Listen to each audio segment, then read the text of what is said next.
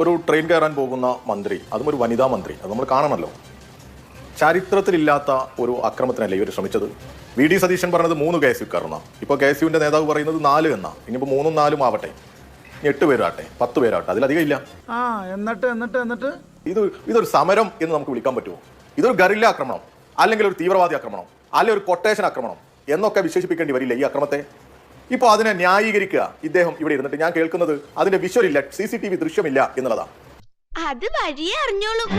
ഇന്ന് മുഖ്യമന്ത്രിയുടെ പ്രസംഗം ഉണ്ടായിരുന്നു. ഈ സംഭവം കഴിഞ്ഞ ശേഷം മുഖ്യമന്ത്രി പ്രസംഗിച്ച ഒരു, നിങ്ങളെ മാതൃഭൂമിയിലാണ് ഞാനത് കണ്ടത്. മുഖ്യമന്ത്രി പറഞ്ഞത് പരിക്കേൽപ്പിക്കാൻ ശ്രമിച്ചു എന്നാണ് മുഖ്യമന്ത്രിയുടെ പ്രസംഗം.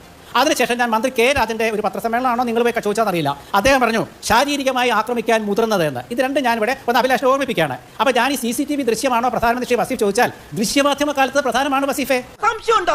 നമ്മുടെ സുഹൃത്ത് വസീഫിന്റെ DYFI ഈ റീത്തൊന്നും വെച്ചിട്ടില്ലേ, റീത്ത് സമരം വെച്ചിട്ടില്ലേ?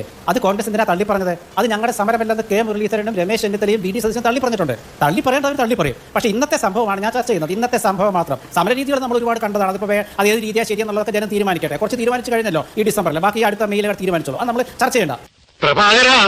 ഇന്ന് അഭിലാഷ് മോഹൻ രാവിലെ മന്ത്രി KK ശൈലജയുമായിട്ട് അഭിമുഖം നടത്തി. ആ അഭിമുഖത്തിൽ താങ്കളുടെ ചോദ്യം ചോദിച്ചു.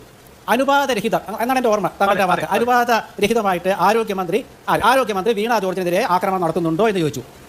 CPMന്റെ കേന്ദ്ര കമ്മിറ്റി അംഗമായ, സെക്രട്ടേറിയറ്റ് അംഗമായ മറ്റേ അവിടെ മുഖ്യമന്ത്രി സ്ഥാനാർത്ഥി എന്നൊരു ഘട്ടത്തിൽ പറഞ്ഞിരുന്ന ശൈലജ പറയുന്നത് അങ്ങനെ പറയാൻ പറ്റില്ല. ശ്രീ വാസവനെതിരെയും ഇങ്ങനെ നടക്കുന്നുണ്ട്. നിങ്ങൾ മാധ്യമപ്രവർത്തകരിൽ പെട്ട ഒരാളാണല്ലോ ശ്രീമതി വീണ ജോർജ്. മാധ്യമപ്രവർത്തകരുടെ ഭാഗത്തു നിന്നും അങ്ങനെ ഒറ്റതിരിഞ്ഞ് ആക്രമിക്കുന്നില്ല. ആരോഗ്യ വകുപ്പിനെതിരായ ഒരു കാര്യമാണ് എന്നാണ് അതിൻ്റെ അർത്ഥം.